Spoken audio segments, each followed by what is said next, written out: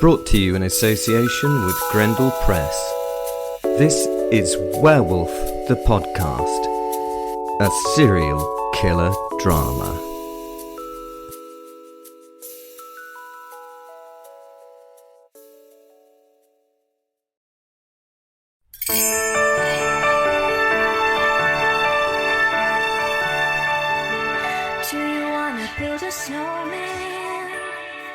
Hello, this is Will, and this is Werewolf the Podcast. I can grant wishes in certain ways, but of course, always be careful what you ask for. There are lots of links to lots of different things down in the podcast descriptor. Please go take a look. You might like it. But here we go. Here's the story.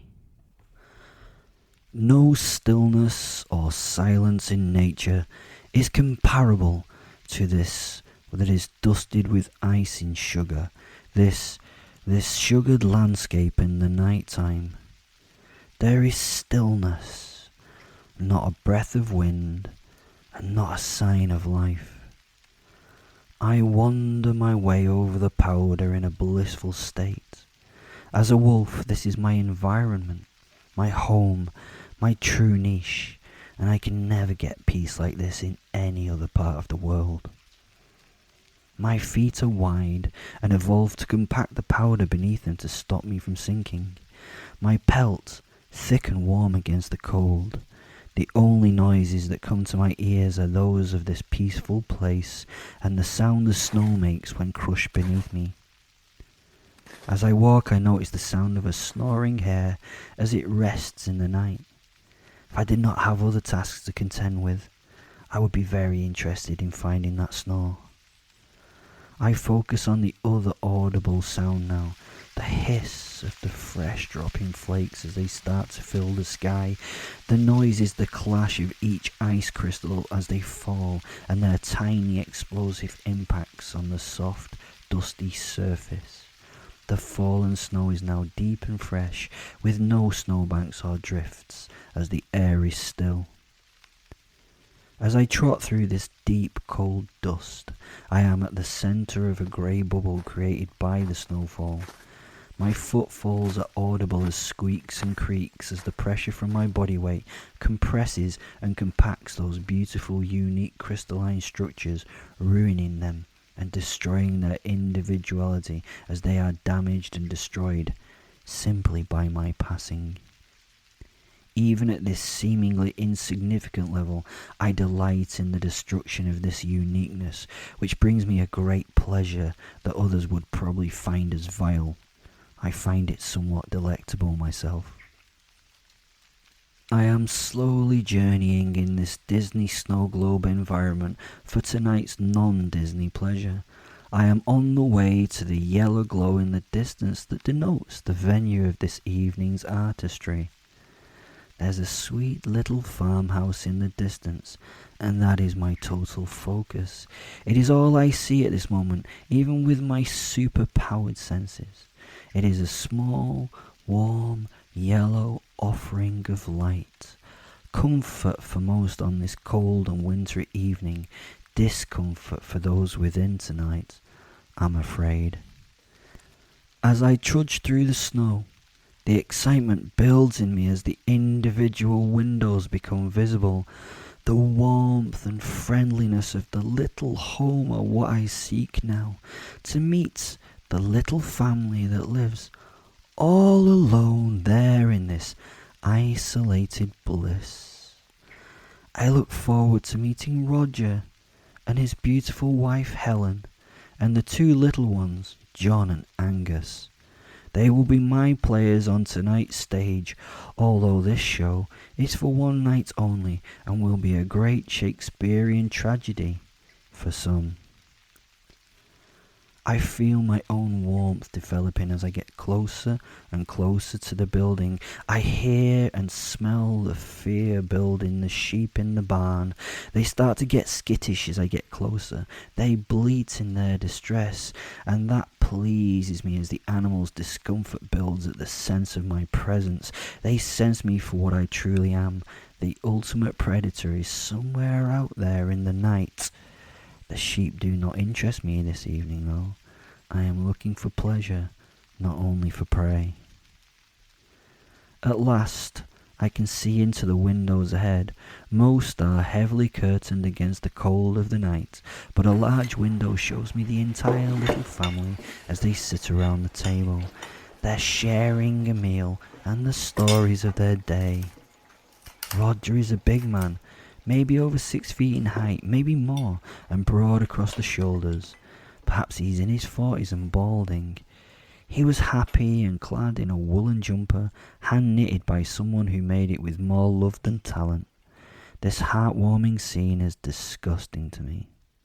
Life is not nice. Life is pain and hurt, and I will show them the way.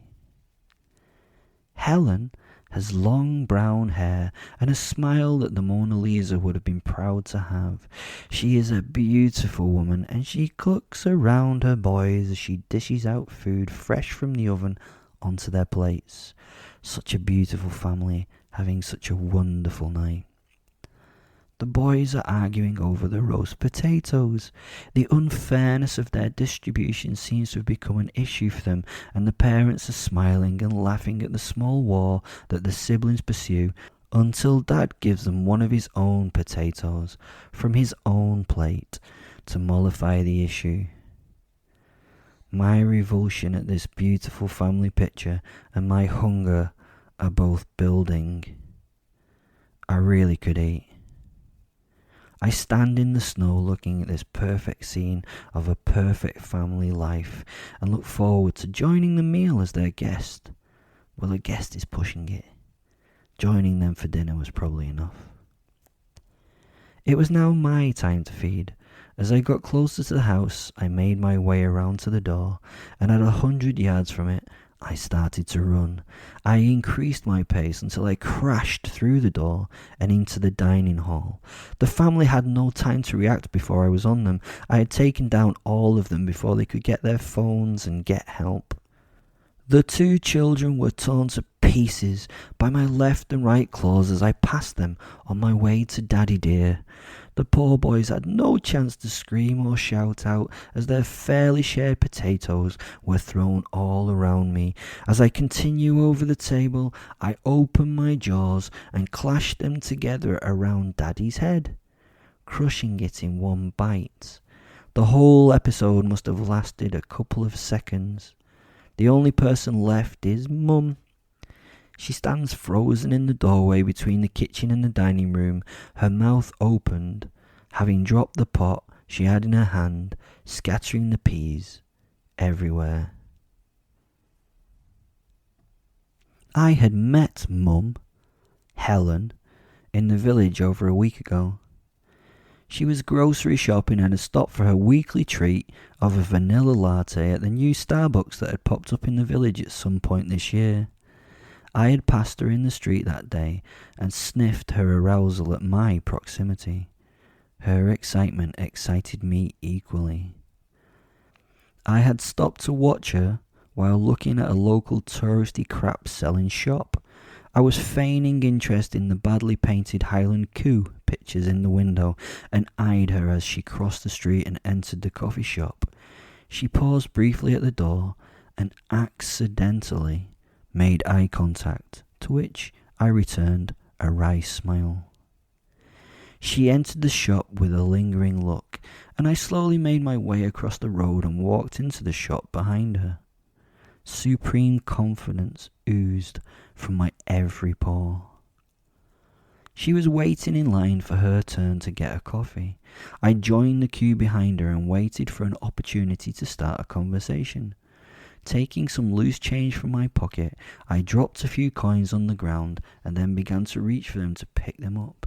In so doing, I bumped Helen's legs, and she turned and apologised and started to help me find the coins scattered on the ground. As her hair passed close, I sniffed it gently. She froze in that micro moment. Her mind coalesced into taking action. She let her little inner beast make the decision. After a few moments of fumbling about and giggling, we managed to collect the coins, and with a smile, she handed them back to me. It was a glorious smile. Her enjoyment and embarrassment were both evident in that brief moment. Her hand lingered a little too long on mine. Thank you very much, I said. Alex, she said, smoothing away a stray hair back into her bob. Really? Alex, I asked. Inside I revelled in that first delicate lie. The beauty of that first moment of succulence. Her human morals and ethics had been put to the test. The beast had raised its head before her, and she had taken its offer wholeheartedly. It snarled with delight and the satisfaction at her acceptance. At this beautiful lie given to me, I laughed openly and saw a look of confusion pass over her face. Why was I laughing? I could not give away the fact that it was due to the moment of sin, so I would have to find another reason for finding this amusing. That was my mother's name, I lied. She laughed, and it slowly dropped away into an awkward silence. Well, Alex, I'm new to town, and it would be nice to have some company and maybe some gossip about the locals, I laughed. She showed a little embarrassment and shyness as she smiled and looked briefly down to the ground. Oh, I couldn't possibly. It's fine. Her voice dropped away as she spoke. Hi, she replied. Oh, okay, sorry, I didn't realise you were, married or seeing someone or something. My apologies. No problem. I hope you have a great day, Alex. I smiled, looked at my watch and returned to queuing, while, not Alex, but Helen, turned her back towards me and started to queue. She stood awkwardly, and I could sense the beautiful conflict in her system. I could smell the hormonal system go into overdrive. In my mind, I counted down from 10. She turned to me with those darkly innocent eyes filled with a little naughtiness. At 3.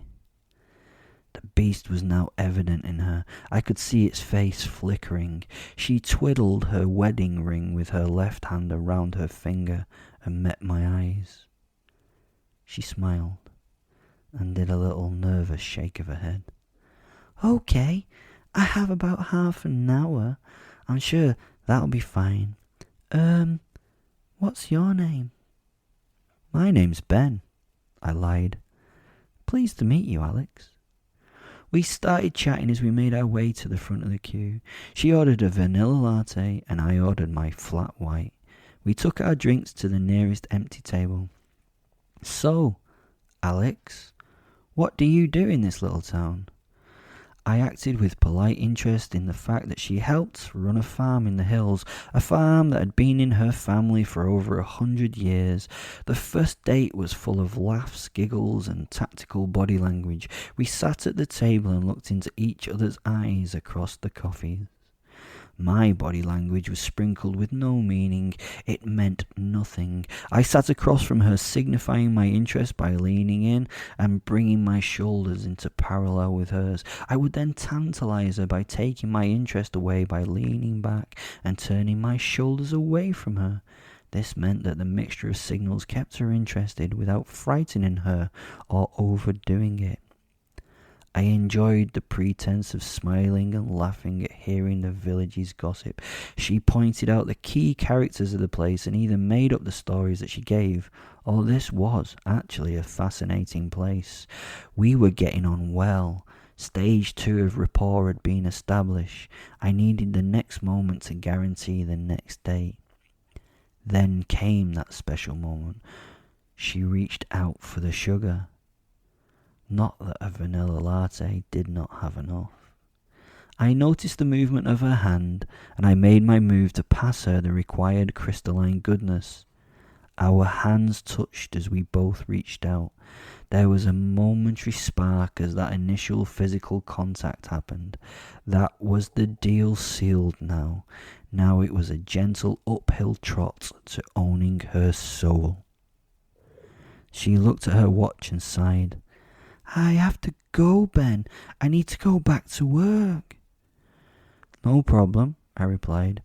My body language showed my obvious disappointment at her wanting to leave. I would have been a great actor if my artistic propensities had gone in that direction. Is there any chance I can see you again, Alex? I completely understand if not, but I really hope that you can. You've been the highlight of my stay so far. For a moment, she sat and considered this situation. The conflict was evident in her. Ben, I have to tell you the truth. I'm married and I've got kids. She hid her eyes from mine. I let my eyes sink to the ground and offered her a sigh as though disappointed. After a few moments, I looked at her and smiled. I understand then, Alex. No worries. I wouldn't want to cause any trouble. This has been lovely and it's been a great chat. She nodded. There was a little uncomfy time, a time where she mourned the loss of this opportunity. I smiled again and then made a dangerous claim. This, may cause rejection and a rift, but the situation at this point required it. Okay, but, coming for a coffee can't be a bad thing, can it? I promise I will not fall in love with you and that I will not try to steal you from your family. How about that? Again she considered this and came to her conclusion quite quickly. Okay, Ben, I would really like to see you again. You must promise not to fall in love with me, though, she laughed. Don't worry, I laughed. I promise that's the last thing that I'm going to do. I told her this truthfully. She was again another step on the road to her own loss. She had stepped beyond her own boundaries of ethics and morality. It was another truly beautiful moment. We met the very next day at the very same time. I now had to start down the road to her failure and my ultimate gain. She wanted to ruin her life. She was bored with what she had. She wanted adventure and excitement and the thrill of the new. I was the one that could do that for her happily. I could grant that wish. I slowly managed to build her interest. I was now looking for her to validate herself. She needed to offer to try and make herself seem important. Normally they would do this naturally. Something as simple as her proving that she's good at something or another. When someone is trying to impress you, they respect you and see you as high value. You now have some power over them. It could be anything that she was trying to impress me with. It could be something as shit as she had done her 25 yards breaststroke certificate. It did not come though. So I had to go to an old, tried and tested method. I asked her to describe her best qualities as a person. The lovely thing about this method is we get some idea of what type of person they are. She told me she was loyal, hard-working, and a perfectionist. When I pushed her harder for more details, I got some reasons for these choices, but these didn't really matter anymore. Just in the act of defining herself, she had validated herself to me, and in doing so, had tried to prove her value. She was now seeking my approval of her choices, which I gave her. She had again taken another step to be mine. Try it in your daily manipulations of people. I increased the general touching as we talked after that. I had started with short and infrequent touches of her upper arm, working my way to more prolonged touches of a more personal nature around the wrists. The test here was to get her to reciprocate that touch. As soon as she touched me, landing in the friend zone was no danger. Yes, it's that easy. If the person starts to touch you back, it means an element of physical intimacy. I decry you idiots that moan about the friend zone. All you have to do is establish the touch system to get out of that friend zone. Then I had to prepare myself for the next set of tests that women try on males when they are interviewing for the ultimate position. The first test, in England, is called the wimp test. I suppose it would be something different like the pussy test in America, although I never understood why the pussy is the ultimate weak thing. I mean, that thing can take a heck of a pounding and not complain, while dicks are weak-minded and limp at a moment's notice. Anywho, getting back to the point of my writing, the wimp test is where she gives you instructions to see if you will just follow them blindly. It is a test of your status and of your neediness. If you follow these instructions blindly at the beginning of your relationship, it shows you are weak-willed and of low status. The tests are little things like, can you pass me my drink, when she can easily reach it herself? In fact, it may be that you have to make more effort than she does to get that drink. You have to be careful at this point. You can't just tell her to fuck off and get it herself. If the request seems genuine, it's okay to do so, but make sure there is no proviso. So you will pass her the drink as long as you get a kiss or point out that she can reach it and laugh. The next test is the take the piss test. She will be purposefully rude to you in an effort to try and see if she can hurt your feelings easily. She's not going to say anything too devastating or obnoxious. She will just push you a little to gauge how you react. It may be as simple as your jacket does not go with your outfit, or you look better when you shave. The wrong thing to do is become a pouty princess in response. The best answer is just either to ignore it or laugh it off. She is looking to see if she can directly affect your confidence. She is trying to see how easily that confidence can be damaged. Again, a test of your value. These tests are so fucking easy to spot once you realise what they are. They will stop once she is satisfied with your responses. If the take the piss test keeps coming and starts to get a bit annoying to you, then you pick her up on it. She's unlikely to even know she's doing it, and it will make her feel uncomfy that she's doing the testing. If she keeps doing it after that, then she's a bit of a bitch, so I would tell her to fuck off at that point. She's not worth it.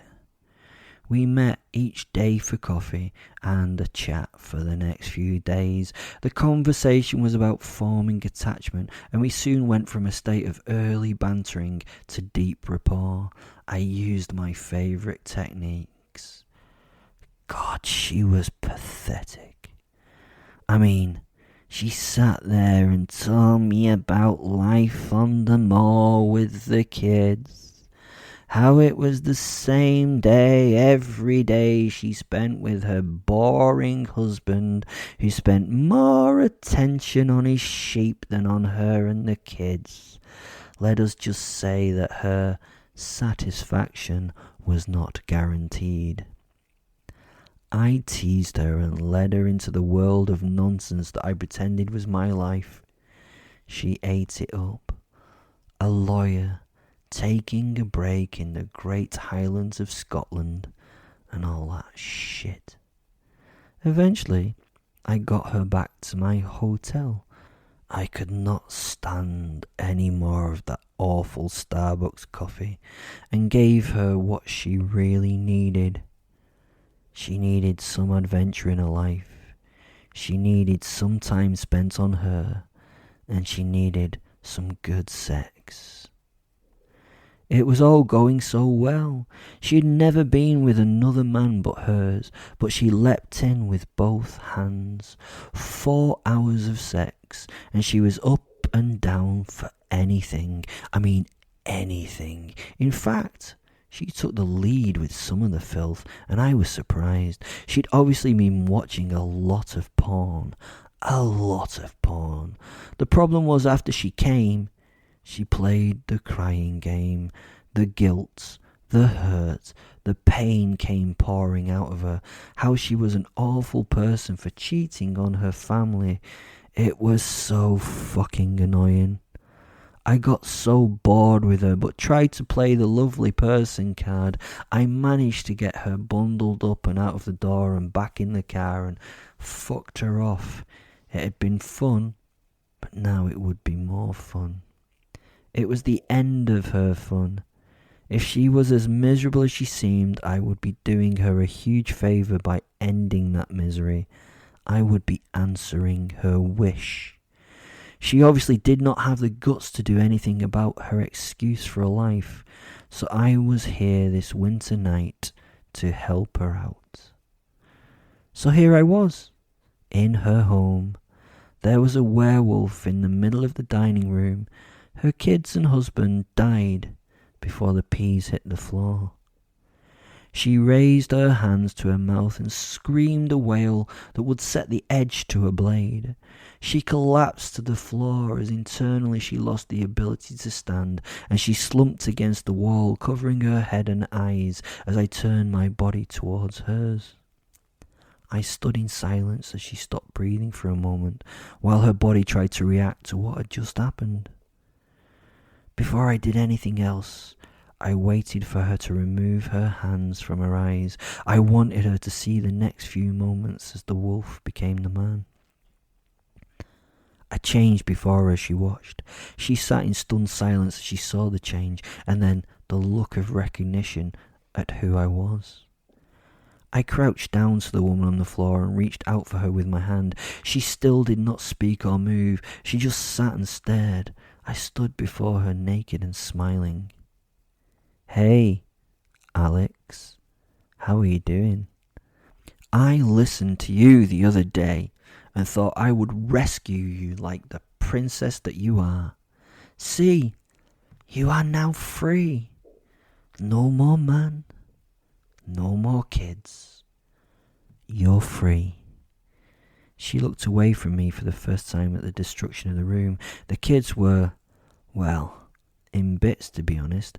They had stood no chance against my charge into the room. Her man sat still in his seat. His neck was torn out at the front. His lovely knitted jumper was now stained red and glistening. "No, no, no," she moaned. "Yes, Alex, this is what you wanted. Is this not what you wanted? You wanted your freedom. You were bored and cheating on your family.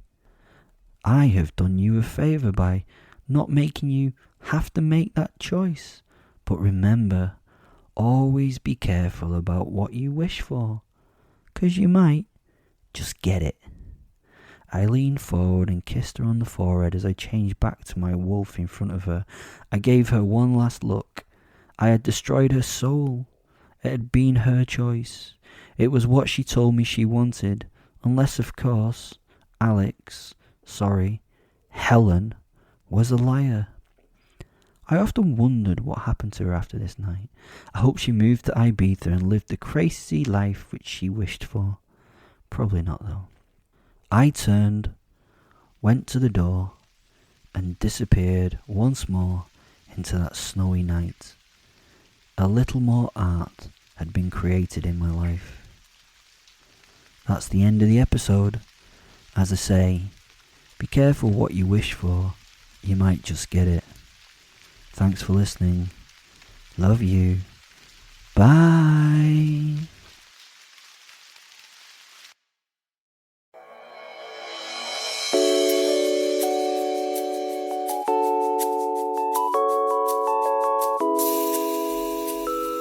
Brought to you in association with Grendel Press.